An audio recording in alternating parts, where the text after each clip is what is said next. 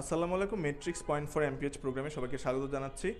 তো রিসেন্ট যে একটা আপডেট সেটা হচ্ছে যে MPH admission test under BSMU circular দেওয়া হয়েছে।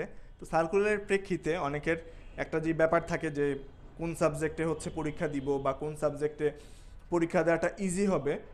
তো সেই সব আপনাদের যে প্রশ্নগুলো সেগুলো নিয়েই হচ্ছে আজকের এই সেশনটা।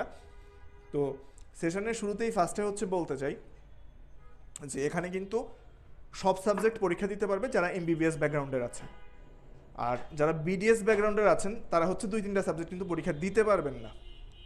অন্য সব সাবজেক্টগুলো হচ্ছে পরীক্ষা দিতে পারেন, যেমন কমিউনিটি মেডিসিন, এপিডেমিওলজি, বিএসএমইউর আন্ডারে ওই সাবজেক্টগুলো কিন্তু পরীক্ষা দিতে পারবেন না, মানে পরীক্ষা দেওয়ার জন্য ইলিজেবল না। তাছাড়াও এমবিবিএস এবং বিডিএস ছাড়া আরও কিছু ব্যাকগ্রাউন্ডের স্টুডেন্ট থাকে, যেমন হচ্ছে এখানে হেলথ টেকনোলজি এই রিলেটেড কিছু পরীক্ষার্থী থাকতে পারে, নার্সিং রিলেটেড পরীক্ষার্থী পরীক্ষা দিতে পারবে। দেন হোমিওপ্যাথি, আয়ুর্বেদিক এই রিলেটেড যেসব ব্যাকগ্রাউন্ডের যারা আছেন তারাও হচ্ছে এমপিএইচ এডমিশন টেস্ট বিএসএমইউর আন্ডারে দিতে পারবেন। সো ওভারঅল সাবজেক্ট সিলেকশনের একটা ব্যাপার থাকে এমপিএইচের ক্ষেত্রে। এখানে কিন্তু মোটামুটি 7-8টা সাবজেক্ট আছে। MPH in community medicine, epidemiology, health promotion and health education, hospital management, community nutrition, এই সাবজেক্টগুলো চলে আসবে, ঠিক আছে, এক্সেট্রা। আরও 2-3টা সাবজেক্ট চলে আসবে, ঠিক আছে। এইখানে যে জিনিসটা আপনার মাথায় রাখতে হবে যে অ্যাকচুয়ালি আপনি কোন সাবজেক্টে কেরিয়ার করতে চান। অনেকের ডিমান্ড থাকে যে আমি এপিডেমিওলজি হচ্ছে নিজের ফিউচার হচ্ছে তৈরি করব, সেটা একটা প্ল্যান থাকে। অনেকে মনে করেন যে আমার মেডিকেল কলেজে প্ল্যান আছে, তখন হয়তো কমিউনিটি মেডিসিনের ক্ষেত্রে একটা প্ল্যান থাকে বা অন্যান্য কিছু।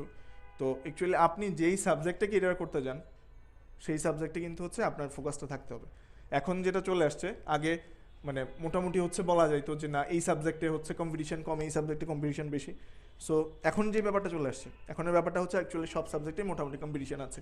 তা আপনি যখন এটা চিন্তা করবেন যে এই সাবজেক্টে হয়তো বা লিটারেলি একটু ইজি বা এই সাবজেক্টে হয়তো একটু হচ্ছে মানে একটু টাফ, এই জিনিসটা চিন্তা ছাড়া আপনি আসলে আপনার পড়াটা পড়তে থাকেন এবং যেই সাবজেক্টে আপনার ড্রিম, এম, ডেফিনেশন, ডেস্টিনেশন সেই সাবজেক্টের দেখে হচ্ছে ফোকাস করেন, তখন দেখবেন যে আপনার সাবজেক্ট চয়েসটা খুবই ইজি হবে এবং হচ্ছে যে আপনি সেই কনফিডেন্টটা ডেভেলপ করে এগোতে পারবেন।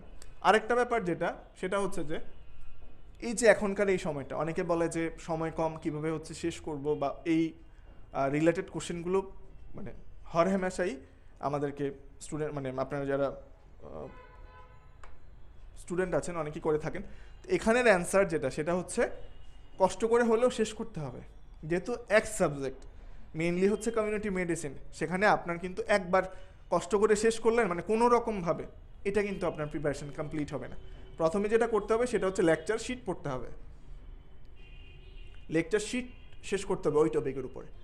নেক্সটে যেটা করতে হবে প্রিভিয়াস ইয়ারের কোশ্চেন সলভ করতে হবে, প্রিভিয়াস ইয়ার কোশ্চেন ওই টপিকের উপরে সলভ করতে হবে। নেক্সটে যেটা করতে হবে সেটা হচ্ছে মেট্রিক্স এমপিএইচ রিভিউ থেকে ওই টপিকটা পড়ে ফেলতে হবে।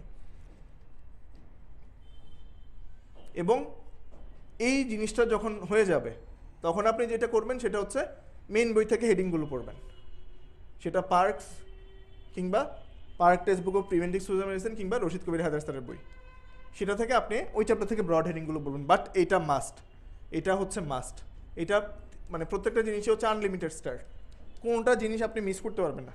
এবং যেটা করতে হবে শুধু যে আমি একবার পড়লাম হবে না, বারবার পড়ে বারবার রিভিশন দিতে হবে, যাতে কমন টপিকগুলো কখনোই ভুল না করেন।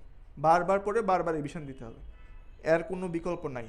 আচ্ছা, আরেকটা ব্যাপার যেটা বলবো সেটা হচ্ছে পরীক্ষার সময় এসে গেছে, এখানে হচ্ছে কিভাবে আপনি রিভিশনটাকে দিবেন বা রিভিশন হচ্ছে কন্টিনিউ করবেন।